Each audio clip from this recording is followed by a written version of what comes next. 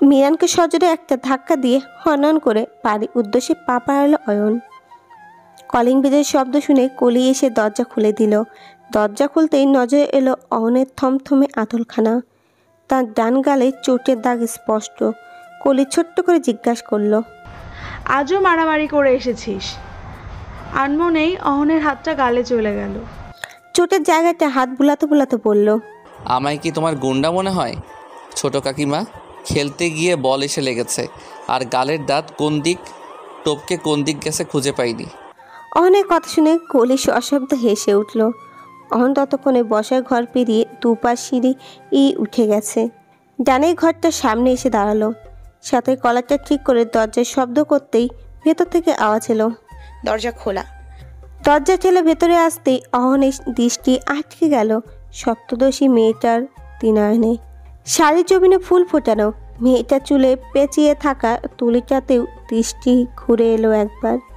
বারবার এলোমেলো চুলগুলো কানের পেছনে গোজার দৃশ্যটুক দেখে অহনের ইচ্ছে হলো এলোকেশির অবিন্যস্ত কেশরাজনি নিজের হাতে বেঁধে দিতে। তোরা ব্যস্ত শাড়িতে রং করার। মাথা তাকে বারবার এদিক সেদিক হেলে পরখ করছে। শাড়িটা রং মাখানো সম্পূর্ণ শেষ হয়েছে। নিজের জন্য শাড়িটি ডিজাইন করলেও তোরাই মনে হলো এই কাজের জন্য শ্রম আর সময় বাড়ালে নিজেকে স্বাবলম্বী করতে পারবে। মনে কোণে আশার ক্ষীণ আলো জ্বলে উঠল যেন। উষ্ঠপুটে প্রাণহীন হাসিটা দৃশ্যমান হলো। কল্পনা সাগরে নিমজ্জিত হওয়ার পূর্বে ডুবুরি বেশি এলো অহন। খানিক জোরে চেঁচিয়ে বলল, তোর রং নিয়ে এসেছি, এগুলো কিনা দেখ। এতক্ষণ জানালার দিকে মুখ করে থাকায় সপ্তদশী কন্যা ঘুরে দাঁড়ানোর দৃশ্যটা দরজার কপাটের ধারে দাঁড়িয়ে থাকা পুরুষটার বুকে ধিম ধিম কম্পন তুলে দিল যেন। চোখে কাজল দেওয়া মেয়েটাকে দেখে উত্তরণের হৃদয়খানা কেঁপে উঠল। কাপা কাপা স্বরে জিজ্ঞাসা করলো, চোখে কাজল দিয়েছিস কেন? পাত্রপক্ষের সামনে বসার জন্য পুরো দস্তর তৈরি হয়েছিস নাকি? এই ব্যাকুল মুখখানা দেখে ঈষৎ হাসলো তোরা। তার দৃষ্টি আটকালো অহনের ডান গালে, তবুও প্রশ্ন না করে জবাব দিল, অনুদের বাড়ি যাব ভেবে কাজল দিয়েছি, কারোর সামনে সংসাজার অভিপ্রায় নেই। বুকে চাপা পড়া নিঃশ্বাসটা যেন অক্সিজেন পেল এবার।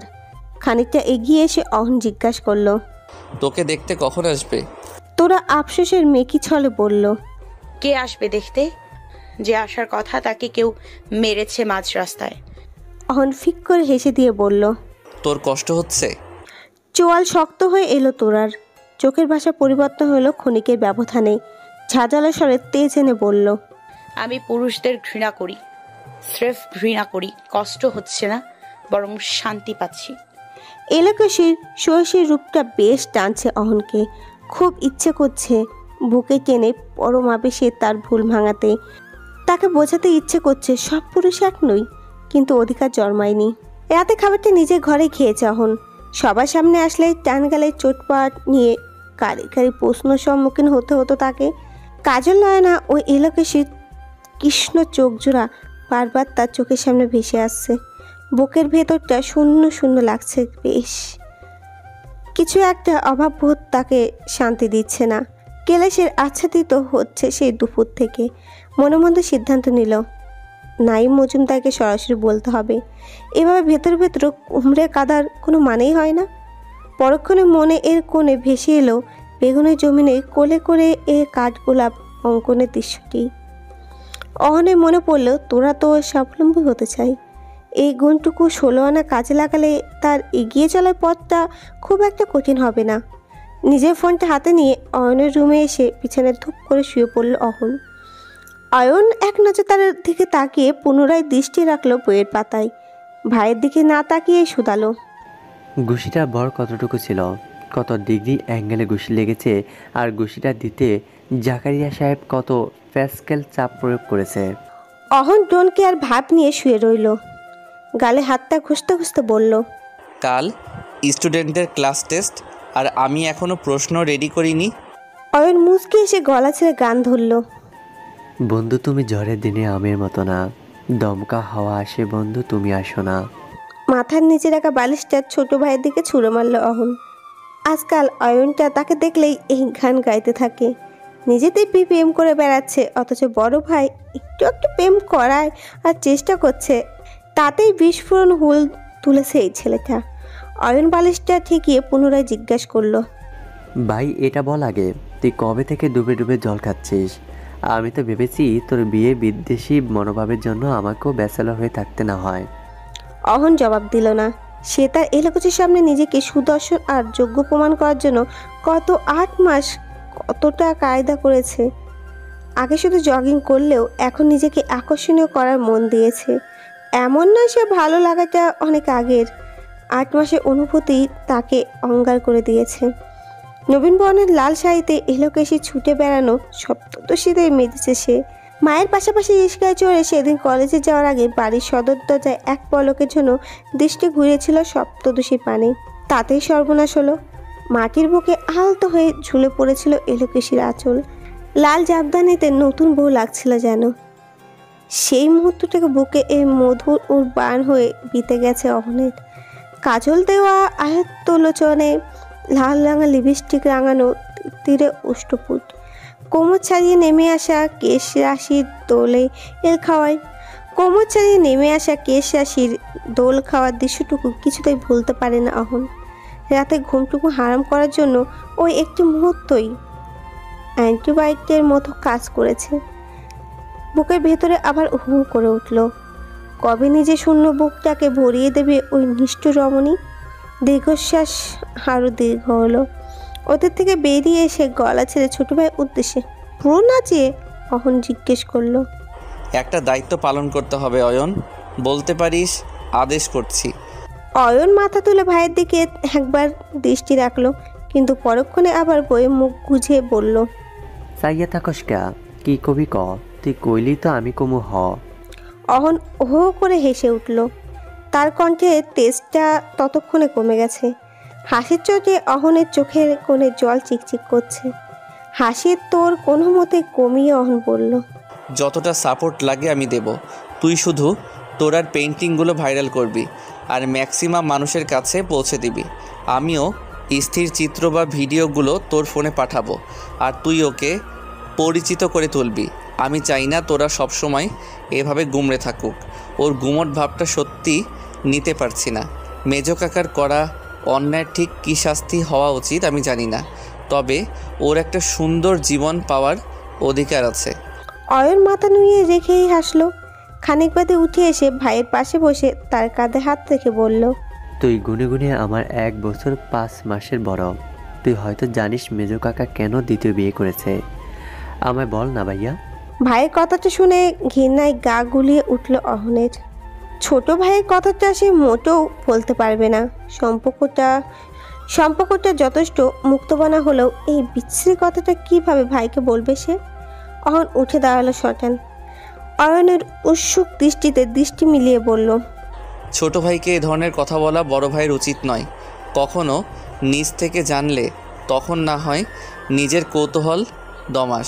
কৌতূহল ধরে রাখ, বিশ্বাসে মিলাই বস্তু। তুষার আর তয়নকে নিয়ে কানন তার ছোট ভাইয়ের সাথে বিকেল বেলায় বাবার বাড়ি এসেছে। তার ছোট কাকার মৃত্যুর সংবাদ শুনে ভাইকে খবর দিয়েছেন তিনি। এবারে কেউ তার বাবার বাড়ি মুখ হয় না। নিজাম সাহেবের কাজ থাকায় তিনিও স্ত্রী পুত্র সঙ্গ দিতে পারেনি। বাড়ির সবাই আধ ঘুমে বিভোর। তখনই মায়ের ঘরে এলো নিজাম মজুমদার। মাকে এটা সেটা জিজ্ঞেস করে ঘরের এ মাথা ও মাথা চোখ বুলিয়ে দেখলো রুবাবা নেই সেখানে। মায়ের সাথে আরও খানিকক্ষণ টুকটাক কথা বলে নিজাম সাহেব মায়ের ঘর ছেড়ে বেরিয়ে এলেন। ডনডিবে এসে দেখতেই পারেন রুবাবা সিঁড়ি বেয়ে নিচে নামছে। নিজাম মজুমদারকে পাশ কাটিয়ে রুবাবা সামনে এগোতেই কানে এলো সেই পরিচিত ডাকটা, রুবা। পাজরা থমকে গেল রুবাবার। কত বছর পরে সেই ডাকটা। এক সময় সেই ডাকটার জন্য সারাদিন অপেক্ষা করত। কত কাঙ্ক্ষিত ছিল সেই ডাকটা। আর আজ একে পুরুষের মুখে সেই কাঙ্ক্ষিত ডাকটা শুনে ঘৃণায় গা রিজি করে উঠল। পেছন ঘুরে ঠোঁটে কোণে হাসি রেখে বলল, আমাকে এই নামে আর কখনো ডাকবেন না, তখন নিজের নামের প্রতিও ঘৃণা চলে আসবে। তোরা পানির জগটা নিয়ে সবে ঘর থেকে বেরিয়ে সিঁড়ি কোণে আসতেই বাবার মাকে দেখে সেখানেই থমকে গেল। তাহলে কি তো মায়ের এখনো ওই লোকটার জন্য দুর্বলতা আছে মনে? ব্যাপারটা আজ করার জন্য সিঁড়ি কোণে আড়ে দাঁড়িয়ে রইল সে। নিজাম সাহেবের অবনতি দৃষ্টি পড়ল। নিজের ভুলের জন্য ক্ষমা চাইবো না, শুধু বলবো, এত অবহেলা পেয়েও নিজেকে কষ্ট দেওয়ার জন্য এখনও কেন পড়ে আছো? তুমি চাইলে আমি অন্য অন্যত্র তোমার থাকার ব্যবস্থা করব। রুবা কোনো প্রত্যুত্তর করলো না, শান্ত দৃষ্টি নিয়ে মাটিতে চোখ রাখলো। খানিক বাদে নিজাম সাহেব অনুরোধের সুরে বললেন, মেয়েকে বিয়েতে রাজি করাও রুবা, ছেলেটা খুবই ভালো, মেয়ে সুখে থাকবে। এবার আর নিজেকে সংযত করতে পারলো না রুবাপা, গলা স্বরটা খানিক উঁচু করেই বললেন, আমার বাবাও তো ভালো ছেলে দেখে আমার বিয়ে দিয়েছিল। তিনিও বলেছিলেন ভালো ছেলে তোকে সুখে রাখবে। কিন্তু বছর ঘুরতে না ঘুরতে কি হলো বলুন? আপনার সন্তান জন্মেছে, আর আপনি নিজের বাসনা মেটানোর জন্য ৪৫ দিনের জন্য আমাকে ছাড় দেননি। আরে দুনিয়ার অন্য পুরুষেরা যদি নিজেকে নিয়ন্ত্রণ করতে পারে, সেখানে আপনি নিজের খায়েশ মেটানোর জন্য আমার ওই অবস্থায় দ্বিতীয় বিয়ে করেছেন। তো বলুন, এবার আমি খুব সুখে আছি, আপনি সুখে রেখেছেন তাই না? অসহায় চায়না নিয়ে নিজাম মজুমদার তাকিয়ে আছে রুবাবার দিকে, আর সিঁড়ির ওপর দাঁড়িয়ে থাকা মানুষটা ততক্ষণে তুমড়ে মুছে গেছে মনের দিক থেকে। ধপাস করে বসে পড়ল ফোরে, চোখের জল আর বাদ বাঁধছে না। তার শ্বাসের গতি দ্রুত থেকে দ্রুতর হচ্ছে, হাতে পায়ে অস্বাভাবিক কম্পন, নিজেকে প্যারালাইজড মনে হচ্ছে। এতদিন বাবার প্রতি ক্ষোভ ছিল, রাগ ছিল, আর আজ তো ঘৃণা জমেছে। একটা মানুষ কতটা নিম্নরুচির হলে অমন ঘৃণ্য কাজ করতে পারে? নিজের মায়ের প্রতি জমা অভিমান আজ অভিযোগে রূপ নিয়েছে। অমন কাপুরুষের ঘরে আজও পর্যন্ত কেন পরগাছা হয়ে রয়ে গেছেন তিনি? নিজের প্রতি ন্যূনতম সম্মান যার নেই, সে কাউকে ভালোবাসতে পারে নাকি? হাতে থাকা পানির জগটা অমনি রয়ে গেল। তোরার ইচ্ছে করছে চিৎকার করে কাঁদতে। কাদায় ফিরে কার ৭ দিনে সে বড় হয়েছে। দৌড়ে ছাদে গেল মেয়েটা। বড় নিঃস্ব ও সঙ্গতা প্রয়োজন তার। ভগ্ন মনটা এতটাই বিধ্বস্ত ছিল যে তার খেয়ালই ছিল না ছাদের দরজা খোলা আর সেখানে কেউ থাকতে পারে। ছাদের দরজাটা আঁকড়ে ধরে সেখানে হাঁটু মুছে বসে হিসকি তুলে ফুপিয়ে ফুয়ে নিজের এর ভেতরে থাকা কষ্টগুলো উগড়ে দিচ্ছে। নিজের ঝলমলে স্নিগ্ধ চুলগুলো দু হাতে শক্ত করে ধরে বিলাপের মতো আর্তনাদ করছে মেয়েটা। আচমকা কারোর স্বরে দমে গেল সে। কি হয়েছে, কাঁদছিস কেন? মুখ তুলে সামনে পরিচিত অভয়টাকে তখন ভীষণ ভয় লাগলো তোলার। চট করে দাঁড়িয়ে গেল, হাতে পিঠে এ দিয়ে চোখ মুছে মুখ ঘুরিয়ে ছাদ ত্যাগ করতেই অহনের শক্তপোক্ত হাতটা এসে তার কবজি ধরে ফেলল। শীতল কণ্ঠে ফের শুধালো, কাঁদছিলি কেন? তোরা এক টানে হাতটা সরিয়ে নিল। উদ্ধান্তের মতো নিজের মুখটা মুছে ছুটতে লাগলো নিজের ঘরের দিকে। ঘরে এসে চুলগুলো টানতে লাগলো। শ্বাস প্রশ্বাসের গতি অস্বাভাবিক হারে বাড়ছে। তার মনে হচ্ছে সে কোথাও ডুবে যাচ্ছে। নিঃশ্বাস যেন বন্ধ হয়ে আসছে কমে।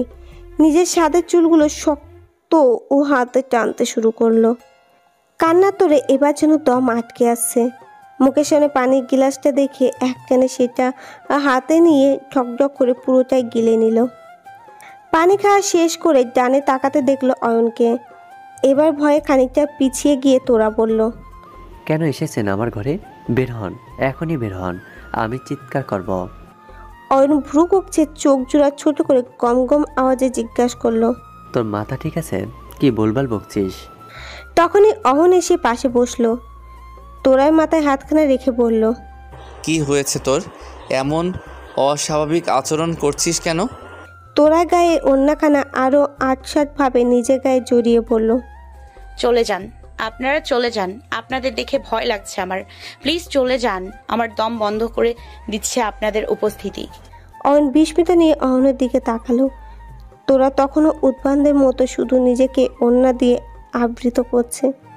অহন আরেকটু এগিয়ে এসে তোরা মুখে মুখে বসে কণ্ঠে কাঠিন্য এনে জিজ্ঞাসা করলো, ভয় পাচ্ছিস কেন তোরা? বল, তোর সাথে কেউ অসভ্যতা করেছে? বল, কে সে? অয়ন তীক্ষ্ণ দৃষ্টিতে তোরাকে দেখছে। একটু আগেও তোরাকে স্বাভাবিক দেখেছে সে। কিছু সময় ব্যবধানে কি এমন হলো? তোরা আরও খানিকটা পিছিয়ে গিয়ে বলল, আমার সামনে থেকে চলে যান, আমার ভয় করছে। নিজেকে আর সংযত করতে পারল না অহন। সশব্দে চর বসিয়ে দিল তোরার গালে। আচমকা অমন দামাং চরে ভয়ে কেঁপে উঠল মেয়েটা। অহনও চমকে উঠল। অহনকে ধমকে বলল, পাগল হয়েছিস? নিজের সম্মিত ফিরতে তোরা দুই বাহু ও ধরে ঝাঁকিয়ে জিজ্ঞাসা করলো। বল না কি হয়েছে। তোরা নিজের সর্বশক্তি দিয়ে দু হাতে কঠিন ধাক্কা দিয়ে সরিয়ে দিল অহনকে। গলায় আওয়াজ খানিক উঁচু করে বলল, আমার ঘরে কি চাই, কেন এসছেন? ও, ওই লোকটার রক্ত তো আপনাদের শরীরেও বইছে, তাই না? ভদ্রতার মুখোশ খসে পড়েছে, তাই না? আফটার অল আপনাদের আদরের মেজো কাকা তো। তোরাকে থামতে তার ঠোঁটের ওপর নিজের তর্জনী রেখে অহন বলল, তুই কিভাবে জানলি এসব, কে বলেছে? অয়ন বেকুবের মতো প্রশ্ন করলো। কি জানার কথা বলছিস ভাইয়া?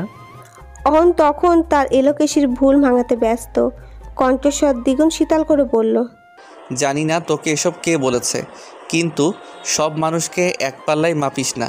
তোর বাবার দাড়িপাল্লায় আমাদের কেন রাখছিস? অয়ন এবার আর ধৈর্য রাখতে পারল না, খানিক চেঁচিয়ে বলল, ওই তুই কি আমারে সব বলবি নাকি মাথায় দিমু একটা? ফুপিয়ে কাঁদতে কাঁদতে তোরা বলল, কি বলবে, কি শুনবেন? মুখ আছে নাকি? এতদিন সবাই বলে এসছে বাবাকে সম্মান করতে, কিন্তু যে মানুষ নিজের চরিত্রের হেফাজত করতে পারেনি, অল্প কিছু সময় নিজেকে সংযত রাখতে পারেনি, তাকে কি সম্মান করব? যে মানুষ সৃষ্টিকর্তার নিয়ম লঙ্ঘন করতে চায়, তাকে কিভাবে বিশ্বাস করব? সেই জাতটাকে কিভাবে বিশ্বাস করব, সম্মান করব? অয়ন কিছু বুঝলো কিনা সেটা বোঝা না গেলেও কিন্তু নিজের কৌতূহল সম্ভবত নিয়ন্ত্রণ করে সে অবনত মস্তকে বলল, ভাইয়া চল, ওকে একা থাকতে দে। অয়নের কথা মতো অহন ত্যাগ করলো তোরার ঘর। যাওয়ার আগে তোরার হাত পা ছড়িয়ে এলোমেলো হয়ে বসে থাকার দৃশ্যটা তার বুকের ভেতরটা চুরমার করে দিচ্ছে।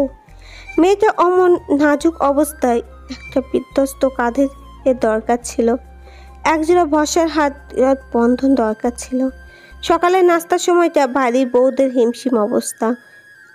কেউ স্কুলে যাবে, কেউ বা অফিসে বা নিজের কর্মক্ষেত্রে যাবে।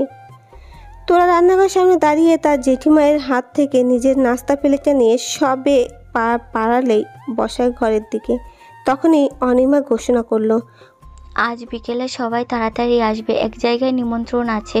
অয়ন খেতে খেতে প্রশ্ন করলো, কোথায় যাবে আম্মা? কলি হাস্যরত অবস্থায় বলল, অহনের জন্য এক জায়গায় মেয়ে দেখতে যাব, পছন্দ হয়েছে সবারই। অহনের সাই পেলেই আজ পাকা কথা হবে। গত এক সপ্তাহ ধরেই তো আমরা সবাই আজকের জন্য অপেক্ষা করছি। আমার মেজো ভাইয়ের মেয়ে আছে না, মৃদুলার কথা বলছি আর কি। ওর ভার্সিটি ছুটি পেয়েছে, আজ বাড়ি ফিরবেও। রুটির টুকরোতে ছিঁড়ে সবে মুখে নিচ্ছিল অহন, সেভাবেই থেমে গেল সে। অয়নও চমকিত তাকালো ভাইয়ের দিকে। তোরা দ্রুত গতির চলের মুহূর্তে স্লো হলো, ফিরে তাকালো একবার। থমকে থাকা অহনকে নীরবে থাকতে দেখে বিরহের হাসিটা এলো ঠোঁটের কোণে। পিলাব হাত জোড়া কেঁপে উঠল, বুকের ভেতরটা যেন ঘূর্ণিঝড়ের তাণ্ডব শুরু করলো। কিন্তু অনুভূতিদের মেলে ধরা পারুন, মন কাঁদলেও চোখদের কাঁদতে দেওয়া যাবে না। হাতে থাকা রুটির টুকরোটা প্লেটে রেখে অহন মায়ের দিকে তাকিয়ে বলল, আমি বিয়ের জন্য তৈরি নই আম্মা, আর মৃদুলকে আমার পছন্দ নয়। She deserves better than me. অর্মের কপালে ভাঁজ ফেলে যথেষ্ট জোরালো স্বরে বলল, সেদিন কি বলেছিস? সামনে গ্লাসে থাকা পানিটুক এক চুমুকে শেষ করে অহন তির্যক চাউনি নিয়ে বেশ অস্থির হয়ে বলল, সেদিন মনে হয়েছিল বিয়ে করতে হবে, কিন্তু আজ মনে হচ্ছে বিয়ে কয়দিন পরে করলেও চলবে। তাছাড়া আগে নিজে কতটুকু মানুষ হয়েছি সেটা বুঝতে হবে। যাকে বিয়ে করব তাকে কতটুকু ভালো রাখতে পারবো সেটুকু কনফিডেন্স আসুক। ছেলের কথা শুনে নাইম সাহেব গলা ছাড়লেন, কিন্তু কিছু বললেন না। তিনি জানেন এখন কিছু বলা মানে বেফাঁস কথা শোনা। কিন্তু অনিমা থামলেন না, মেজাজ সিংহে তুলে তিনি শুধালেন, বুড়ো হলে বিয়ে করিস, ছেলে মেয়ে নানা ডাকবে। মৃদুলাকে পছন্দ নয় বলছিস, কিন্তু নিজেও তো একটা পছন্দ করে রাখিসনি। স্ত্রীর কথা শুনে নাইম মজুমদার ঈশ্বর তাচ্ছিল্য এসে বললেন, তোমার গভর্নর ছেলেদের সাথে প্রেম করবে কোন মেয়ে? কথাবার্তার যেই ছেড়ি, তার উপর যেই মেজাজ, কোনো মেয়ে 1 মিনিটের বেশি 2 মিনিট থাকবে না। ওদের বিয়ে নিয়ে ভেবো না তুমি, একজনও 2 দিনের বেশি সংসার করার মতো পাবলিক না। ওদের ধমকের চোটে বই তল্পা গুটিয়ে সটকে যাবে। ডাইনিং টেবিলে হাসির রোল পড়ল। অয়ন নিজের হাসি মুখটা আমাবস্যা টেনে বলল, না জেনে বলছো বাবা? তুমি জানো না আমি প্রতিদিন কতগুলো লাভ লেটার পাই? ক্লাস করানোর সময় মেয়েগুলো কত মনোযোগ নিয়ে আমায় দেখে। ভাগ্যিস মাধ্যমিকের স্টুডেন্টদের ক্লাস নেই, নইলে দেখতে মেয়েরা আমায় তুলে নিয়ে বিয়ে করতো। ছেলে কথা শুনে ভিমড়ি খেল নাইম মজুমদার। কাশতে শুরু করলেন হাঁপানি রোগীদের মতো। অনিমা তাড়াতাড়ি পানির গ্লাসটা এগিয়ে দিলেন স্বামীর দিকে। এক চুমুকে পানি শেষ করে তিনি স্ত্রীর দিকে তাকিয়ে খানিক ফিসফিস করে শুধালেন, আমার ছেলেরা এভাবে কথা বলে কেন? কোনো রাগ ঢাক নেই? আচ্ছা, হাসপাতালে অদল বদল হয়ে গেছিল নাকি? সবাই ঠোঁট চেপে হাসি আটকানোর বেকার চেষ্টা করছে। ততক্ষণে তোরা তৈরি হয়ে কলেজের উদ্দেশ্যে রওনা দিল। যাওয়ার আগে প্রতিদিন মাকে জানিয়ে গেলেও আর জেঠিমাকে জানিয়ে বের হয়ে গেল। হেঁটে যেতে তার বেশ সময় লাগে, কিন্তু আজ দেরি হয়ে গেছে। তার উপর মনে অবস্থা বেশ নাজুক। এদিকে অহন মায়ের উদ্দেশ্যে শীতল চাউনি নিয়ে ছাপ জানালে, সময় হলে আমি জানাবো বিয়ের কথা। আপাতত এসব ভাবছি না। এসব নিয়ে আমাকে আর কখনো কিছু বলো না আম্মা। তোমাদের জন্য আমার সাজানো তরি যাতে না ডুবে, এতটুকু সুযোগ আমায় দিও আম্মা। কথাটা বলে টেবিল ছাড়ল অহন। সদর দরজা পার হওয়ার আগেই ঘাড় ঘুরিয়ে বলল, আমার আসতে লেট হবে। বাইকের চাবি আর হেলমেট নিয়ে দ্রুত পায়ে বেরিয়ে এলো সে। কবজিতে থাকা ঘড়িটাতে সময় দেখে নিল। তড়িঘড়ি করে বাইক স্টার্ট দিলেও হেলমেটটা মাথায় দিয়ে সামনে এগিয়ে গেল। সে জানে মিনিট দুয়েকে এই গতি থাকলে এ লোকে সে নাঙাল পেয়ে যাবে। কথাটা ভাবতে ভাবতেই দৃষ্টি সীমানায় চলে এলো তার একান্ত প্রিয়জন। বাইকের গতি আরেকটু বাড়িয়ে প্রায় ছুঁই ছুঁই হয়ে গেছে মেয়েটার। সে এতটা বেখেয়ালি ছিল যে আশেপাশে বাস গাড়ি নিয়ে তার কোনো ধ্যান ছিল না। তার মন তখন পড়ে আছে ওই মানুষটার মাঝে। পেছন থেকে নিজের নাম শুনল তোরা। ঠিক সেই মুহূর্তে শুনল কারো আত্মচিৎকার। দ্রুতগামী এই গাড়িটার সাথে সংঘর্ষ হলো অহনের বাইক থেকে ছিটকে পড়লো খানিক দূরে। পিছটালা রাস্তায় পড়ে হেলমেট খুলে গেল মাথা থেকে। গাড়িটা ততক্ষণে গতি বাড়িয়ে দিয়ে পগার পার। বাইকটা ছিটকে পড়ে গেল আরও দুহাত তুলে। লুকিং গ্লাস, হেডলাইট ভেঙে চুরমার হয়ে পড়ে আছে রাস্তায়। আশেপাশে মানুষজন দৌড়ে এসে ঘিরে ধরল অহনকে। ততক্ষণে সম্মিত ফিরল তোরার। আচমকা অপ্রত্যাশিত ঘটনায় সে খানিক ভরকে গেছে। খেয়াল ফিরতেই সবাই ভিড় ঠেলে অহনের পাশে এসে বসলো মেয়েটা। অহনের রক্তাক্ত হাতটার দিকে দৃষ্টি রেখে নিজের কোলে টেনে তুলল তার মাথাটা। দু গালে আলতো ছুঁয়ে দিয়ে শুধালো, ভাই ভাই শুনতে পাচ্ছেন? নিভু নিভু দৃষ্টিতে অহন দেখল তোরার অস্থিরতা। আধো আধো শুনতে পেল মেয়েটার ছটফটানি। চোখ জোড়া বন্ধ হয়ে এলো অহনের। তার শরীর থেকে গড়িয়ে আসা ললিত উষ্ণ তরলে রঞ্জিত হলো এলোকেশের শুভ্র পোশাকে। তোরা ততক্ষণে আশেপাশের মানুষদের বারবার চিৎকার করে বলছে সাহায্যের জন্য। তোরার মনে পড়লো তার বাড়ি থেকে অল্প দূরত্বে আছে। 7-5 না ভেবে ডায়াল করলো অয়নের নাম্বারে। হেলে দিলে অয়ন সবে বেরিয়েছে। মোবাইলের রিংটোনের শব্দে ঠোঁট দিয়ে চ শব্দ বের করে পকেট থেকে ফোনটা। মোবাইলের রিংটোনের শব্দ শুনে ঠোঁট দিয়ে চ শব্দ করে পকেটের থেকে ফোনটা বের করতেই তোরার নাম দেখে তাড়াতাড়ি রিসিভ করলো। ওপাশ থেকে তোরার অস্থির কণ্ঠটা শুনে নিজের বাইকের চাবি পকেটে ঢুকে ধন্ত পায়ে ছুটতে লাগলো তোরার দেওয়ার ঠিকানা বরাবর। দৌড়াতে দৌড়াতে কয়েক মিনিট বাদেই পৌঁছালো সেখানে। ততক্ষণে আশেপাশে মানুষের সাহায্যে অহনকে রাস্তার একপাশে সরিয়ে এনে নীরবে কাঁদছে তোরা। যেই মানুষটার জন্য মনে প্রাণে প্রথম অন্যরকম অনুভূতিটা জন্মেছে, সেই মানুষটা অচেতন হয়ে পড়ে আছে তার কোলে মাথা রেখে।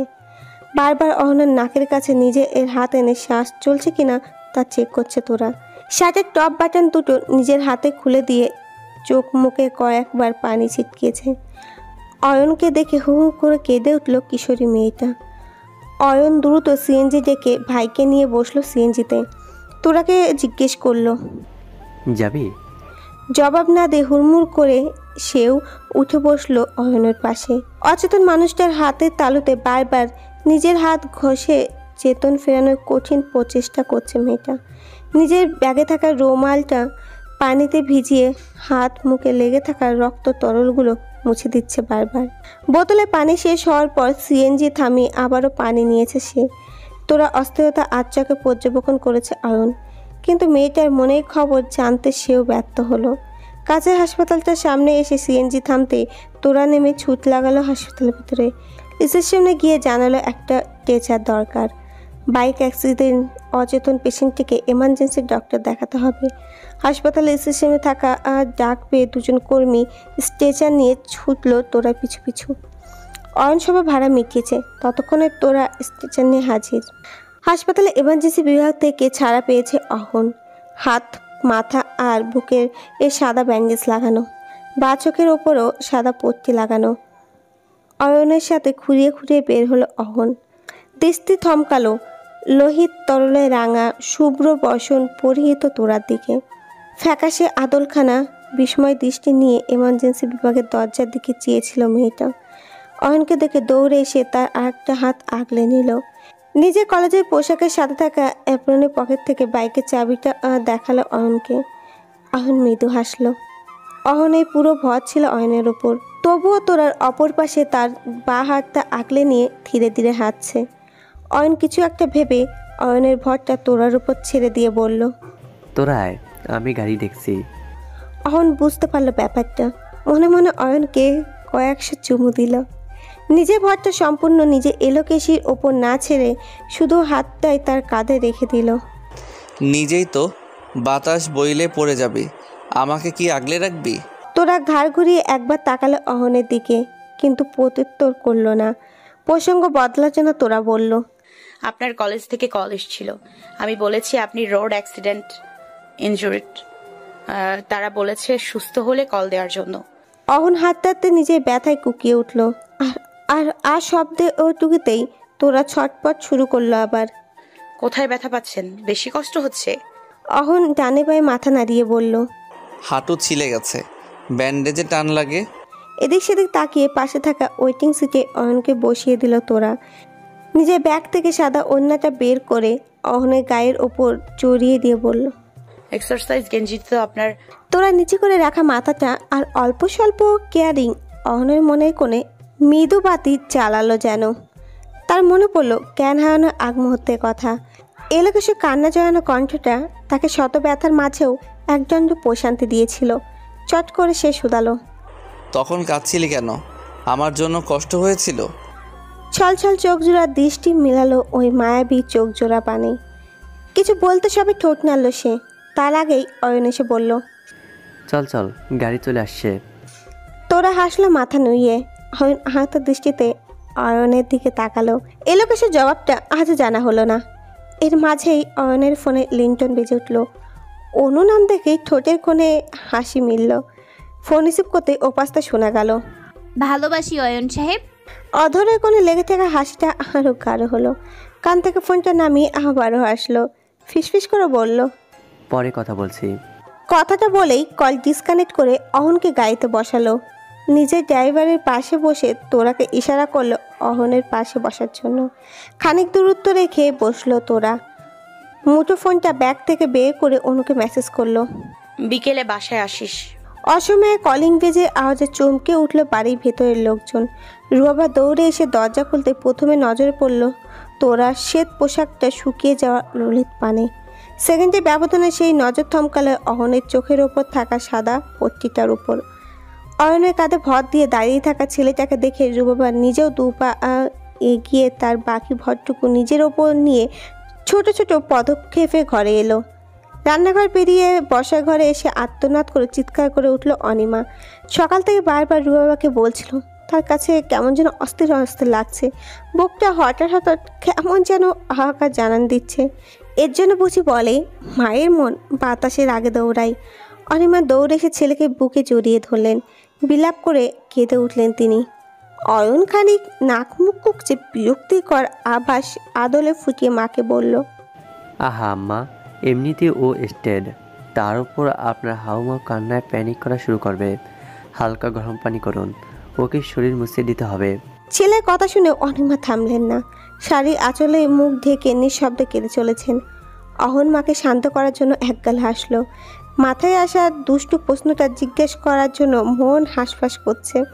নিজের মনটাকে নিয়ন্ত্রণ রাখতে না পেরে এবার তুম করে বলেই বসলো, আম্মা, তুমি তোমার বিয়ের দিনও এভাবে কান্না করেছিলে না? মানে বলতে চাচ্ছিলাম এত জোরে কেঁদেছিলে, আমার হার্টবিট ধুপধাপ করছে। না জানি ওখানকার মানুষগুলোর কি অবস্থা হয়েছে। কথাটা বলে নিজেই নিজের কাঁধ উছিয়ে ভ্রু নাচিয়ে অয়নের জবাব চাইল। অয়ন তীক্ষ্ণ দৃষ্টিতে ভাইয়ের দিকে তাকিয়ে বসে বলল, তুই এমনভাবে প্রশ্নবিদ্ধ দৃষ্টি নিয়ে আমার দিকে তাকাস কেন? এমনভাবে তাকাইলি যেন তখন আমি ছিলাম। দুই ভাইয়ের আজগুবি অহেতুক তর্কাতর্কিতে বিষাদময় পরিস্থিতিতেও সবাই হেসে কুটি কুটি, কিন্তু অনিমা বিস্ময় ভরা দৃষ্টি নিয়ে ছেলেদের দিকে তাকিয়ে আছে। তিনি মনে মনে ভাবছেন, আহিম মজুমদারের ছেলে তো তার মতোই হবে। হাত তুলে ছেলেকে মারতে গিয়েও থেমে গেলেন। সবার সান মুখে হাসি দেখে অহনও হাসলো। তার প্রচেষ্টা সফল হয়েছে তাহলে। আশেপাশে নজর ঘুরলো, নিজে এলোকেশিকে কোথাও দেখতে পেল না। নিজের গায়ের দিকে তাকালো একবার। এলোকেশে দেওয়া ওড়নাটা তখনও তার পুরো গা ঢেকে রেখেছে। বুকের বাঁ পাশে ওড়নাটা আলতো হাত রেখে চট করে উঠে দাঁড়ালো। ব্যথার্ত কণ্ঠে অয়নকে বলল তার ঘরে পৌঁছে দিতে। অয়নের কাঁধে ভর দিয়ে নিজের ঘরের দিকে হাঁটা ধরল অহন। অনিমা তখনও চোখের জল মুছে নিচ্ছে শাড়ি আঁচলে। চোখ মুছতে মুছতে রান্নাঘরে ঢুকতেই দেখলো তোরা তখনও রক্ত ও মাখা কলেজের পোশাকে চুলার ধারে দাঁড়িয়ে কি যেন করছে। গলাটা উঁচু করে দেখার চেষ্টা করলেন। চুলার ঝালা দেওয়া পাতিলটাতে কি দিয়েছে মেয়েটা। বেখালি মেয়েটার পেছনে কেউ দাঁড়িয়ে আছে, সে হুঁশ নেই। চুলের ওপর থেকে পাতিলটা নামিয়ে পেছনে ঘুরতে জেঠিমাকে দেখে চমকে উঠল তোরা। পাতিলটা জেঠিমার দিকে এগিয়ে দিয়ে বলল, ডক্টর বলেছে হালকা গরম পানি দিয়ে ভাইয়ার শরীরটা মুছে দিতে হবে, আর সেলাইয়ের জায়গাটা দুবার করে ড্রেসিং করতে হবে 5 দিন। সেলাই আর ব্যান্ডেজ লাগানো জায়গাটা পানিতে ভেজানো নিষেধ। তোরা অনুভূতিহীন বলি আওড়ানো ওর অনর্গল শুনে গেল ও অনিমা। মেয়েটা পুরো কাপড়ে ছোপ ছোপ রক্ত দেখা মাত্রই তিনি আটকে উঠলেন। এগুলো সব আমার অহনের রক্ত তোরা। জেঠিমায়ের উদ্বিগ্ন দৃষ্টি তাকে বিত করছে যেন। মৃদু হেসে তোরা বলল, রাস্তার ধুলাবালিও আছে, ভাইয়া সুস্থ হয়ে যাবে শীঘ্রই, চিন্তা করো না জেঠিমা। কতটুকু বড় স্থান ত্যাগ করলো তোরা। ওই মানুষটার পাণ্ডু মুখটা সে দেখেছে কতটা কাছ থেকে।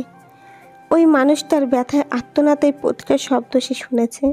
সে চায় না মনের ছোট্ট কুঠিতে অনুভূতি জন্ম দিতে, কিন্তু অনুভব বড্ড বেহায়া। বারবার ওই মানুষটার পাশুন্ড আদলটা হৃদয়টাকে চুরমার করে দিচ্ছে। এলোমেলো পায়ে রান্নাঘর ছেড়ে সিঁড়ির কোণে আসতেই মায়ের ডাকে থমকালো তার পা। মায়ের বাজে এর মতো তীক্ষ্ণ দৃষ্টি বুঝলো তোরা খুব একটা কষ্ট হলো না। সে বুঝতে পারল কোন কঠিন জেরার মুখে সে পড়তে যাচ্ছে। রুয়া মেয়েকে হাত ধরে টেনে সিঁড়ি পেরিয়ে ঘরে এসে দরজা বন্ধ করলো। ঘাড় ঘুরিয়ে কোনো ভনিতা ছাড়া জিজ্ঞাসা করলো, অহনের অ্যাক্সিডেন্ট হয়েছে তুই কিভাবে জানলি? আমার সন্দেহ যদি ভুল না হয় তাহলে তোর কলেজের পোশাক ভর্তি ওর রক্ত লেগে আছে, তাই না? তোরা শীতল দৃষ্টি নিয়ে মায়ের দিকে চাইল।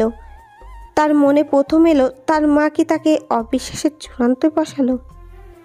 তার মনে প্রথম প্রশ্ন এলো, তার মা কি তাকে অবিশ্বাসের চূড়াই বসালো?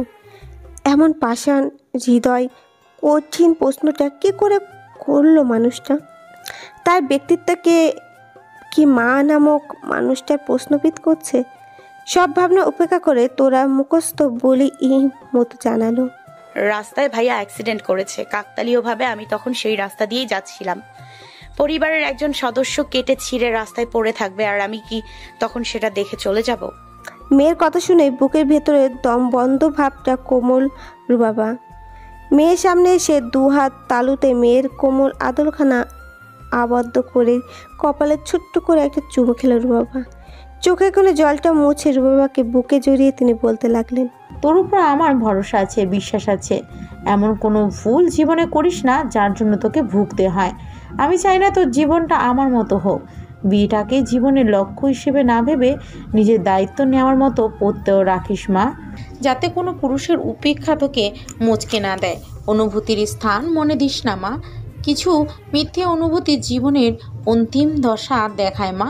আমি বেঁচে মরার মতো হয়ে আছি, তো জীবনটাকে সাজিয়ে নে, বাঁচার মতো বাঁচতে হবে। মায়ের প্রতিটা কথাই স্পষ্ট টের পেল ও অহনের প্রতি জন্মানো অনুভূতি পিষে ফেলার আদেশে এসেছে। মায়ের চোখে ফাঁকি সে দিতে পারেনি। সে ধরা পড়েছে মায়ের স্নেহের ছোঁয়ায়। চোখে কোণে জলটুকু নীরবে আড়াল করে নিল। পুরুষদের প্রতি এক আকাশসম ঘৃণাও অহনের প্রতি জমানো অনুভূতিকে স্নান করতে পারেনি। তাহলে মানুষটা সত্যি বিশাল তার জীবনে। মায়ের কথায় বুক ফেটে কান্না কেন আসছে? সে বাঁচতে চায়, নিজের দায়িত্ব নেওয়ার ক্ষমতাও অর্জন করতে চায়, কিন্তু ওই মানুষটার জন্য জন্মানো অনুভূতি সে পিষে ফেলতে চেয়েও কেন আবার পিছু হাঁটে। মায়ের কথা ভুল নেই, কিন্তু সে মায়াই হারাতে চায় না। মায়ের বুক থেকে চট করে মাথা তুলে তোরা বলল, ক্লান্ত লাগছে আম্মা, আমি রেস্ট নিব।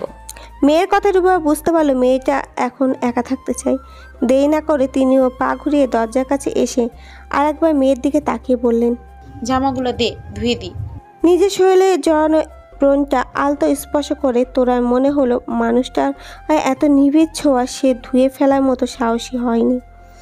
মানুষটার ব্যথাতুর আত্মনাদ লেগে আছে এই পোশাকটাই, তাই রক্ত না মুছে নিজের কাছে যত্ন করে রেখে দেবে। নিজের অনুভূতিটুকু না হয় অজানাই থাক ওই মানুষটার কাছে। মায়ের দৃষ্টিতে দৃষ্টি রেখে তোরা জবাব দিল, আমি ধুয়ে দিতে পারবো। ছোট্ট জবাবটুকু দিলে এ পাপল কামিজটা নিয়ে ওয়াশরুমে চলে গেল তোরা। এপ্রনটা খুলে নিজে চোখের সামনে মেলে ধরল। না, সে পারবে না রক্তগুলো সাবান জলের স্রোতে ঢেলে দিতে। নিজের শরীরে ঢাকা আর সাদা আর ওড়নাটা হাতে নিয়ে নিজে আলমারিতে তুলে রাখলো অহন। খুঁড়িয়ে খুঁড়িয়ে হেঁটে এসে বিছানায় বসলো। হাঁটুতে বারবার টান লেগে যন্ত্রণায় চোখ মুখ কুকছে যাচ্ছে তার। দাঁতে দাঁত চেপে ব্যথা সহ্য করে ট্রাউজার আর টি শার্ট নিয়ে ওয়াশরুমে ঢুকে গেল। এক হাত দিয়ে মুখে পানি ঝাপটা দিল। বেশ কায়দা করে ছিঁড়ে যাওয়া ফর্মাল কালো প্যান্টটা আর গেঞ্জিটা ছেড়ে ধূসর রঙের ট্রাউজার আর কালো টি শার্টটা পরে ওয়াশরুম ছেড়ে বাইরে আসতে দেখলো অহন বসে আছে। অয়ন বসে আছে। ভাইকে দেখে তাড়া দিলে কিছু খেয়ে ওষুধটা খেতে।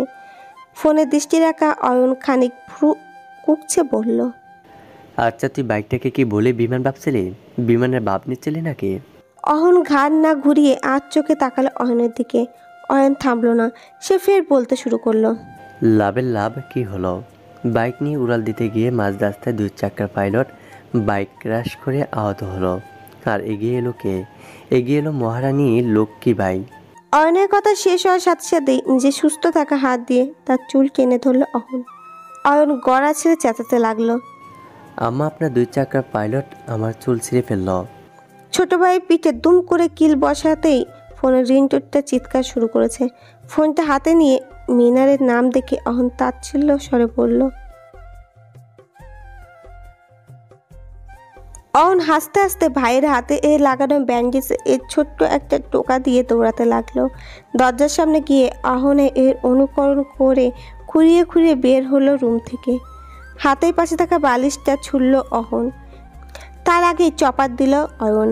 জানালা ধার ঘেসে এতক্ষণ দাঁড়িয়ে থেকে বিছানায় এসে বসলো তোরা। মায়ের বলা কথাগুলো বারবার নিউরনে আওরণ তুলছে। তার চেয়ে বেশি মন পড়ে আছে পাশের ঘরের মানুষটার কাছে। উচাটন মনটা আকুবাকু করছে এক নজর মানুষটাকে দেখার জন্য। নিজের অনুভূতিরা আজ এত বেপরোয়া কেন? কোনো বাধাবন্দি করা যাচ্ছে না তাদের। নিজের কোমরে বাঁ হাতটা রেখে খানিক পায়চারি করলো ঘরময়। মাথাটায় এবার হালকা যন্ত্রণা টান দিল। কোন বাহানা ধরে অহনে ঘরে যাবে? গিয়ে কি বলবে? নিজের সানুতে বেশ ধকল দিতে হচ্ছে তাকে। চট করে এই ঘরটায় যাওয়ার উপায় পেয়ে নিজের মাথায় নিজের চাটি মেরে বলল, মাঝে মাঝে সিম্পল চিন্তা ভাবনারাও কেমন ক্রূর দেখায়। হায় খোদা, অসুস্থ মানুষকে দেখতে যাব, এতে আবার এত প্যারা নেওয়ার কি আছে? আমিও বেশি ভেবে ফেললাম। আর মনে হাসলো সে। নিজে এলোমেলো চুলগুলো ক্লিপ দিয়ে বেঁধে নিল। মিষ্টি হাসিটুক ঠোঁটের কোণে টেনে নিজের ঘর ছেড়ে বের হলো কুটি কুটি পায়ে। বুকের ভেতরে অস্থির ধুক্কানেই টের পেল মেয়েটা। ধীরে ধীরে এসে দাঁড়ালো শ্যামবর্ণ পুরুষটার ঘরের সামনে।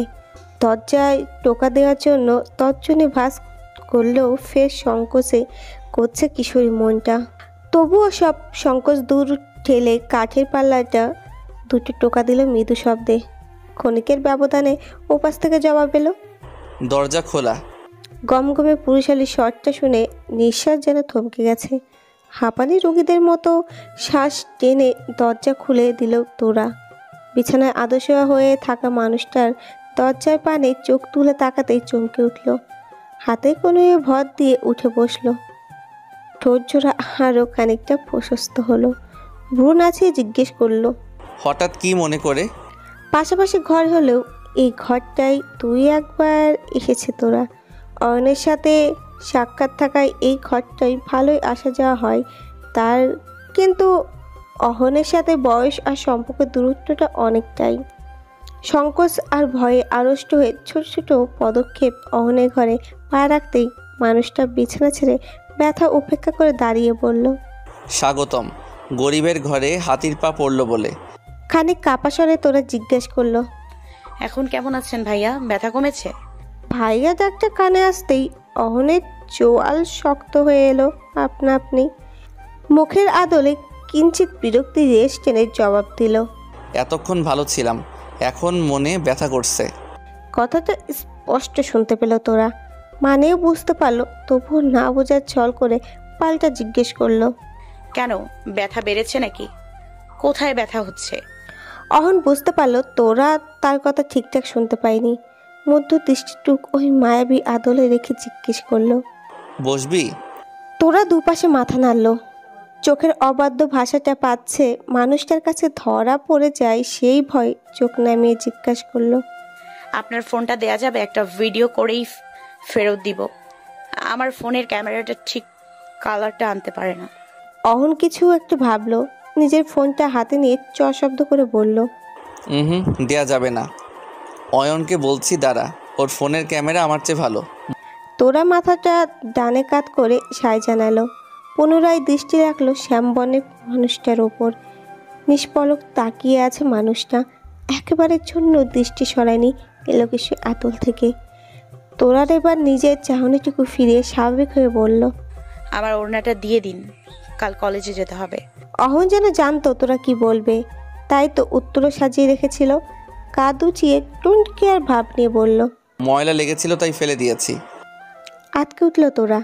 পোশাক দুটো রাখলেও অন্য একটাই রেখেছে কলেজের জন্য। মুখটা ভার করে বলল, ফেলেছেন কেন?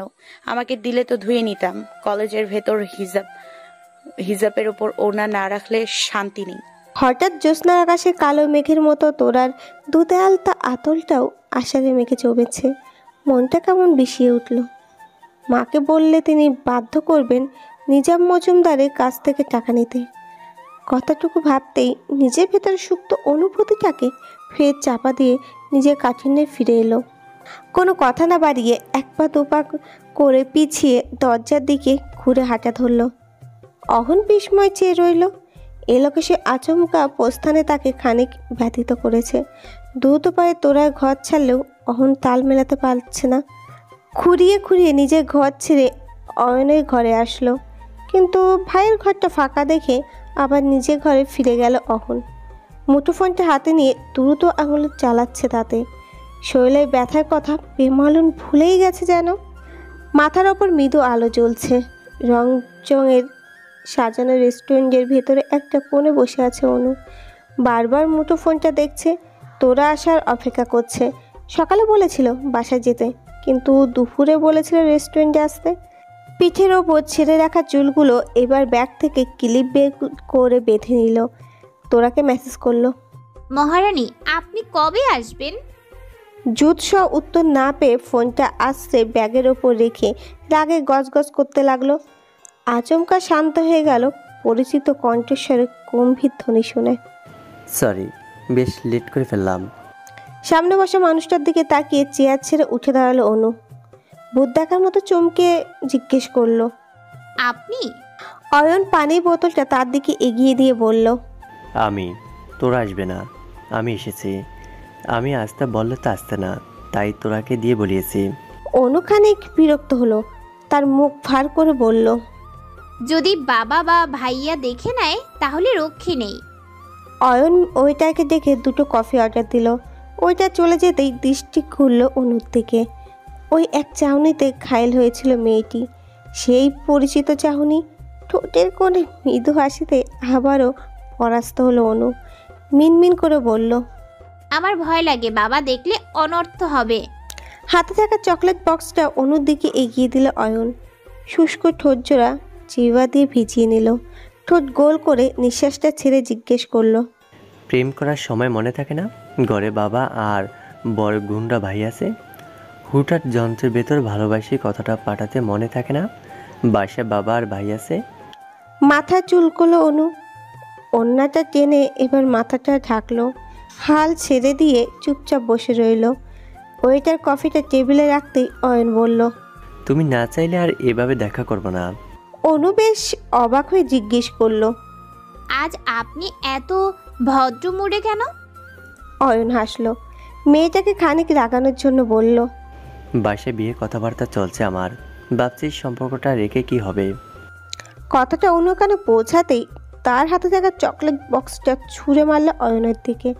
দাঁত কিলমিশ করতে করতে চোখে জল চলে এলো তার। হাতে পিঠ দিয়ে চোখের জল মুছে জিজ্ঞাসা করলো, খুন করে ফেলবো, একদম গলা কেটে ফেলবো। ফাজলামো হচ্ছে আমার সাথে? ইস, কি শখ! উনি এতদিন আমার সাথে প্রেম করে আরেকজনকে বিয়ে করবে।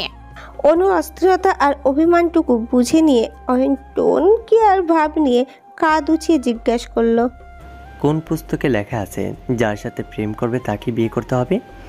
আমি তো বলবো ডজনখানেক প্রেম করে একটা বিয়ে করা উচিত। কথাটা বলতে বলতে চশমাটা খুলে টেবিলে রাখলো সে। ঘেমে ওঠা কপালটাকে পকেট থেকে লোমার বের করে মুছে নিয়ে কপিতে চুমুক দিল।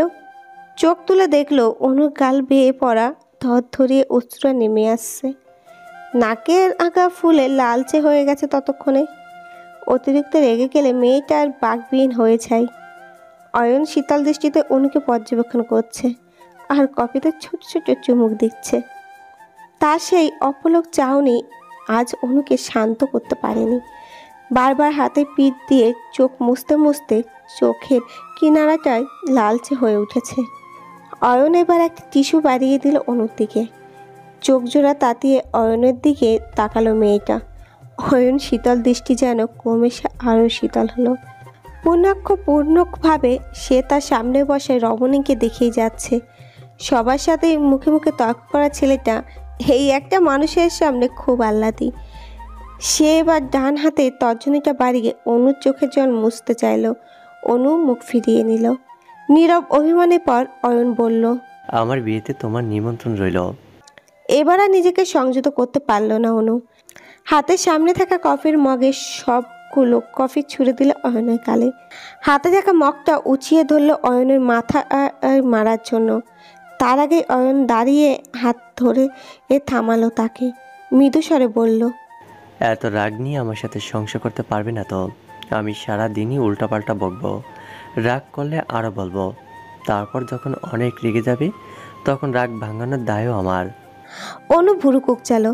অয়ন ওই শিশাক্ত কথাগুলো বাদ দুয়েক মনে আওড়ালো। কথাগুলো মর্ম ধরতে পেয়ে শান্ত হয়ে বসে পড়ল চেয়ারে। আবারও হেরে গেল মানুষটার দুর্ধরণ। তাই মাথা নুইয়ে নিজে হেরে যাওয়া আদলখানা লুকালো। তাতেই যেন বিপত্তি ঘটল। এতক্ষণ ভদ্র সেজে বসে থাকা মানুষটা বলেই বসলো, এত লজ্জা পাওয়ার কি আছে? এমন বাপসাপ করছো যেন বাসর ঘরে বসে আছো। আজগবি মানুষজন, এটা রেস্টুরেন্ট, এত লজ্জা পাওয়ার কিছু নেই। মুহূর্তেই অনুর ভালো লাগা অনুভূতি সব খেয়ে হারালো। মেজাজ চিরন্তন আবার হারিয়ে চেয়ার ছেড়ে উঠে কটকটিয়ে হাঁটা ধরল। ওদিকে অয়ন চেঁচিয়ে বলল, আরে বিল আমার গাড়ি দিয়ে পালাচ্ছ কেন? কতটুকু বলতে বলতে ওইটার হাতে 500 টাকার নোটটা দিয়ে ছুটল সে। রেস্টুরেন্টের ফটকটার সামনে এসে প্রিয়সীকে আটকালো। কোমল হাতখানা আলতো করে টেনে ধরল। এটা রাস্তা না হলে নিঘাত এই পুরুষটার বুকে ঝাঁপিয়ে পড়ত অনু। শাশুড়ির পাশে বসে রুবাবা পান সাজিয়ে দিচ্ছে। অনিমা এসেও বসলো, হাত বাড়িয়ে একটা পান চেয়ে নিল। কলি এসেও সেও পান খাওয়ার বায়না করলো। সন্ধ্যার সময়টা বাড়ির মেয়েরা বসে আড্ডা জমায় এই ঘরে। শাশুড়ির পাশে বসে সবাই পুরনো দিনের কথা শুনতে ব্যস্ত। তোরাও এসে বসলো দাদির পাশে, হাঁ করে গিলছে সব কথা। মাঝে মাঝে সবাই গল্প শুনে আফসোসে বুক ভাসায়। আবার ক্ষণিক বাদে মেয়েলি হাসিতে মজুমদার বাড়িটা জমে ওঠে। কথায় কথায় নিজাবের নামটা উঠে আসে। তাতেই বুকের ভেতরে হাহাকার করে উঠল রুবাপার। কেমন পরগাছের মতো পড়ে আছে। যদি আবার পড়াশোনাটা শুরু করতো মেয়েটার অধিকারের জন্য, আর ওই মানুষটাকে তার অপরাধের শাস্তি দেওয়ার জন্য আগাছা হয়ে পড়ে আছে। আজকাল মেয়ের স্বাচ্ছন্দ্যের জন্য নিজাম মজুমদারের প্রতি কড়া হুঁশিয়ার আরোপ করেছে রুবাপা।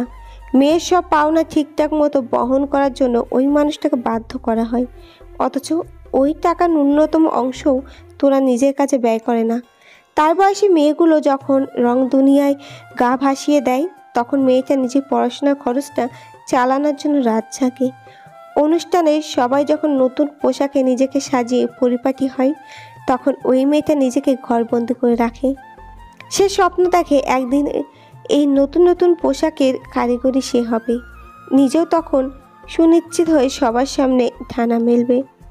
তবুও রুবাবা মেয়ের জন্য টাকাটা ফিক্স ডিপোজিটে রেখে দিয়েছে। যদি কখনো বাবা মেয়ের দূরত্ব ঘুচে, তখন হয়তো টাকাটাও কাজে লাগতে পারে। চোখ জোড়া বন্ধ করে রুবাবা দীর্ঘশ্বাস ছাড়ল। মেয়ের একঘেয়েমি স্বভাব, এক রেখা জেদের কাছে কখনো স্বাচ্ছন্দ্য খেসতে পারেনি। নিজেকে চাহিদার ধারে না টেনে চাহিদা থেকে যোজন দুধ দিয়ে চলে মেয়েটা। রুবাবারও ইচ্ছা করে মেয়েটাকে আভিজাত্যপূর্ণ দেখতে, কিন্তু মেয়ের এক কথা, যতটুকু সে নিজে অর্জন করতে পারবে ঠিক ততটুকু চাহিদা সে রাখবে। পোশাক হয়ে না বেছে, শোষিত মতো দলিত না হয়ে নিজের চেষ্টায় জীবন সুন্দর করতে চাই। চকমকে জীবনটা তাকে টানে না, আভিজাত্যের আলস্য তাই কিনারায় ঘেঁষতেই পারে না। কি অদ্ভুত মেয়ে! রুবাবা চোখের জল মুছে মেয়েকে ছোট্ট করে জিজ্ঞাসা করলো, কি খাইছিস? হাসি মুখে থাকা দুলিয়ে তোরা আর জানালো কিছু খায়নি। নিত্যদিন এই প্রশ্ন, কিন্তু মেয়ের জবাব না। রুবাবা মৃদু স্বরে বলল, নুডল খাবি? বানাবো? মেয়ে জবাবহীন। এবার মায়ের দিকে তাকিয়ে উঠে দাঁড়ালো। নিশ্চয়তা গ্যাস করা মেয়েটা তখন দাদির ঘরটা ত্যাগ করলো। মেয়ের গমন পথে তাকিয়ে রুবাবা দীর্ঘশ্বাস আর চোখে দেখলো সবাই। মেয়েটা ছন্দহীন জীবনটা রঙিয়ে দিতে কেউ কি আসবে? সেই অপেক্ষায় বাকিরা থাকলেও রুবাবার বিশ্বাস মেয়ের স্বনির্ভর হবে। সবার সামনে মাথা উঁচু করে কাঁধে কাঁধ মিলিয়ে দাঁড়ানোর যোগ্যতা রাখবে। পড়ার টেবিলে রাখা বইয়ের গভীর মনোযোগে তোরা। পড়ার মনোনিবেশকারী মেয়েটা খুব করে চেষ্টা চালাচ্ছে দ্রুত পড়া শেষ করতে। লাল হাফ সিল্কের জমিনের পদ্ম ফুলে চিত্রায়ন দেবে আজ। হাতে কলমটা নিজের লম্বা চুলে গোজা দিয়ে বাংলা বইয়ের কবিতাটা বোঝার চেষ্টা করছে। গভীর সেই মনোযোগে ব্যাঘাত ঘটালো দরজায় কড়া নাড়ার শব্দে। বিরক্তিকর রেশ আদলে টেনে চেয়ার ছেড়ে উঠে নিজের ঘরের দরজাটা ছিটকিনি টেনে দেই। খুলতেই চক্ষু চড়ক গাছ হলো। লম্বা সুতন পুরুষটা দরজার পাশে দেওয়ালে ঠেস দিয়ে দাঁড়িয়ে রয়েছে। মাথার সামনে চুলগুলো কপালে ঝুলে রয়েছে। চশমার আড়ে থাকা নয়নজোড়া বেশ গম্ভীর লাগছে। বাঁ হাত দিয়ে তোরাকে ইশারা করলো সরে দাঁড়াতে। ইশারায় নিঘাত কোনো মন্ত্র ছিল, নয়তো এক লোহময় মেয়ে সরে দাঁড়াতো নাকি। পা টেনে টেনে তোরা ঘরে এসে সোজা বিছানায় বসলো অহন। মেয়েটা তখনও দরজায় ঘাপটি মেরে দাঁড়িয়ে আছে। সরাচরের মতো অহন মাথা দুলিয়ে বলল, এদিকে আয়। সৌম্যতার ন্যায় সে এই আদেশটা ও মানল। তোরা খানিক দূরত্ব রেখে দাঁড়ালো সে। ঘাড় ঘুরিয়ে দরজার দিকে দেখলো একবার, পাচ্ছে কেউ না দেখে নাই। পুনরায় দৃষ্টি রাখলো অহনের পানে। ক্ষণিকের ব্যবধানে আবারও দৃষ্টিও সরিয়ে নিল। অহন শান্ত স্বরে বলল, চেয়ারটা টেনে বস। নিজের মাথাটাকে দুলিয়ে ছোট্ট করে বলল, সমস্যা নেই, বলেন। নিজের হাতে থাকা শপিং ব্যাগটা তোরার দিকে বাড়িয়ে অহন বলল, সাদা ওড়না। অহনের বলা দুই শব্দের বাক্যটা শুনে ঠোঁট জোড়া আগলা হয়ে গেল তোরার। অবিশ্বাসের চূড়ায় চলল যেন। স্বর নিচু করে বলল, কে এনেছে? আপনি গিয়েছিলেন? অহন হাসলো মৃদু শব্দ করে। চশমাটা টেনে খুলে নিজের পাশে রেখে বলল, হুম, আনিয়েছি মিরানকে দিয়ে। হাত বাড়িয়ে প্যাকেটটা নিয়ে টেবিলে রেখে ফের এসে দাঁড়ালো অহনের সামনে। অহন মৃদু হেসে জিজ্ঞাসা করলো, আঁকা আঁকি শিখেছিস কবে থেকে? চমকে উঠল তোরা। বুকের ভেতরে ধকধক করে উঠল। দৌড়ে গেল টেবিলের কাছে। খাতা দুটো প্রিয় চোখ স্কেচ এঁকেছিল সে। সেই মানুষটা যদি নিজের চোখে চিনে ফেলে, তাহলে ভয়ঙ্কর কলঙ্ক বাঁধবে। খাতাটা বন্ধ করে বইয়ের নিচে রেখে বলল, মা শিখেছে। টনটনে ব্যথাটা উপেক্ষা করে অহন বলল, অয়নকে বললে তোর আঁকা শাড়ির ছবি তুলে দিবে। তোর ডিজাইন করা শাড়িটা খুব সুন্দর হয়েছে। বুকের ওপর থেকে যেন পাহাড় নেমে গেল মেয়েটার। আজকাল সে একটু বাড়িয়ে বাড়িয়ে ভাবা শুরু করেছে। ভাগ্যিস চোখের স্কেচে ওই মানুষটার চোখ পড়েনি। অহন পা বাড়ালো চলে যাওয়ার জন্য। তখনই পেছন থেকে শুনল, ভাইয়া। সঙ্গে সঙ্গে ঘুরে তাকালো অহন। ক্ষিপ্ত নয়নে তাকিয়ে নিজে এর ঠোঁট তর্জনী রেখে শব্দ করলো। আচমকা আচরণটুকু হজম হলো না তোরার, ভয়ে চুপসে গেল। অপলক সেও চেয়ে রইল ওই অগ্নিদৃষ্টিতে। বুকটা খপ করে উঠল যেন। নিজেকে স্বাভাবিক রূপে ফেরাতে সময় নিল না অহন। ব্যথায় টনটন করা শরীরটা বেয়ে নিয়ে চলে গেল নিজের ঘরের দিকে। ওই প্রস্থানটুকুই ইস্পাত কঠিন হৃদয়কে চুরমার করে দিল। অনুভূতিগুলো ঠিকই অভিমান ঠিক করে বেরিয়ে এলো। নয়নজোড়া অশ্রু হয়ে ঝরে পড়ল চাপা পড়া অনুভূতিগুলো। আগ্নেয়গিরির লাভার মতো সুযোগ পেলেই যেন সব অনুভূতি উপচে পড়বে। দরজার খিল দিয়ে ঝাপা পড়া কান্নাটা আজ সামলাতে পারল না মেয়েটা। কি নিদারুণ নিষ্ঠুর নিয়তি! না চেয়েও কেন নিজের এলোমেলো হৃদয়টার ভালোবাসাদের জন্ম হলো। 3 দিন বাদে ফিরছে কানন। সদ্য কিশোরে পা রাখা 2 ছেলেকে পড়ায় মনোযোগী হওয়ার জন্য সেই সন্ধ্যা থেকে তাগাদা দিচ্ছে। মাঝে সাঝে নিজাম মজুমদারকেও বিধিয়ে কথা বলছে। তার মতে তোরাকে প্রায়োরিটি দিতে গিয়ে নিজের 2 ছেলের প্রতি হেয়ালিপানা করছে ওই পুরুষটা। কাননের বলা কথাগুলো শুনে সবাই থেমে থাকলেও মেহরজান প্রতিবাদ করলেন।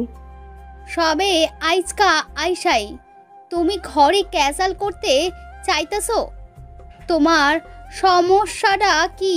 আমার পোলায় একবার চরম ভুল করছে, এরপর আমি তারে আর কোনো ভুল করতে দেখলে সোজা বাহির কইরা দিমু। তোমারে জানাই রাখি, এই বাড়ি আমার নামে, আমি যারে ইচ্ছা তারে রাখতে পারুম, যারে ইচ্ছা বাহির কইরা দিতে পারুম। এতক্ষণে শাশুড়ি ঘরের সামনে দাঁড়িয়ে সব শুনে মুচকি হাসল রুবাবা। ওই মানুষটাকে কঠিন চাপে রেখেছেন তিনি।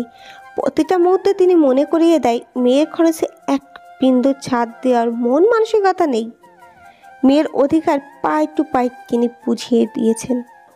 উচ্চাটনের বেশ নির্বাকের অতীতে নিরীহ ওই রমণী। শারীরিক যন্ত্রণায় প্রতিশোধে আছে, কিন্তু মানসিক যন্ত্রণার মতো দুর্গতি দ্বিতীয়টাই হয় না। তার প্রতিকার বা প্রতিশোধক আপেক্ষিক। নিজেই যে যন্ত্রণায় দ্বন্দ্বে দ্বন্দ্বে এতদিন কুজায় করেছে, সেই নিষ্ঠুর মানসিক যন্ত্রণাটা তিলে তিলে ওই মানুষটার ওপর আরোপ করছে রুবাবা। তবে ওই মানুষটার বাকি 2 সন্তানদের সাথে কোনো অন্যায় তিনি করছেন না। তাদের প্রতিও রয়েছে মাতৃস্নেহের অনুরূপ টান। শত হোক মাতৃহৃদয় তার। রুবার ঠোঁটের কোনো রহস্যময় হাসিটা কাননের বুকে বিদ্ধ হলো। অভিশাপকারিণী অদলে এই রমণীয় রুবাবাকে ইশারা করে বলল, আমার সাথে অন্যায় করলে আল্লাহ কাউকে ছাড় দিবে না, ধ্বংস হয়ে যাবে সে। কাননের কুৎসিত বদদোয়াটা শুনে অনিমা খেকিয়ে বললেন, অন্যের জন্য বদদোয়া দেওয়ার আগে ভাবিস, কারণ অন্যের অনিষ্টে তোর হাতও যুক্ত হয়েছিল। কানন দমল না, বরং দ্বিগুণ তেজে সেও বলল, আমার দোষ দিয়েন না বড় ভাবি, আমিও স্বপ্ন নিয়ে শ্বশুর ঘরে এসেছি। ওই মানুষটাই স্বপ্ন দেখিয়েছে। আমারও ইচ্ছে করে স্বামী সন্তান নিয়ে সুস্থ পরিবেশে থাকার। সিঁড়ির কোণে তোরাকে দেখতে পেয়ে তাকে আর বাবার বিরুদ্ধে উস্কানোর জন্য ইমোশনাল কথাবার্তা শুরু করেছে কানন। কিন্তু ঘটল হিতে বিপরীত। বাবার প্রতিশত অভিযোগ থাকলেও অন্য কারো মুখ থেকে বাবার নামে কুৎসিত শুনতে ভীষণ নারাজ সে। সিঁড়ি বেয়ে নিচে নেমে এসে মায়ের পাশে দাঁড়িয়ে বেশ জোরালো কণ্ঠে বলল, একদম সব দোষ থেকে নিজেকে ধুয়ে সরাতে চাইলেও পারবেন না, কারণ এক হাতে তালি বাজে না। দোষ শুধু বাবা নামক মানুষটাই করেনি, আপনিও তালে তাল মিলিয়ে দোষে সঙ্গ দিয়েছেন। রক্তের টান মোছে না, কথাটা অক্ষরে অক্ষরে প্রমাণ পেল সবাই। রুবাবাও হাসলো। বাবার নামটা উঠলে সবার আগে যে মেয়েটা নাক ছিটকায়, সেই মেয়েটা সময়ে বাবার অপমানের বিরুদ্ধে স্বেচ্ছায় হয়।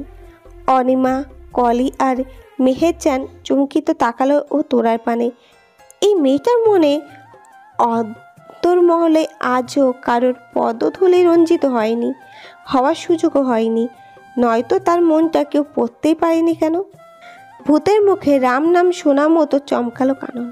তার করা প্রতিটা কৌশলের ছায়ে চাপা দিচ্ছে সবাই। অতীতের ঘটা পুনরাবৃত্তি না হয় সেই চিন্তাটুকু গ্রাস করেছে তাকে। অয়নের সামনে সাদা কাগজে কৃষ্ণবন্ধ লেখাটুকু ছুঁড়ে ফেলল অহন। শরীর দুলিয়ে হাসতে হাসতে বলল, আমার জন্য কত সুন্দর লাভ লেটার রেখেছে বইয়ে।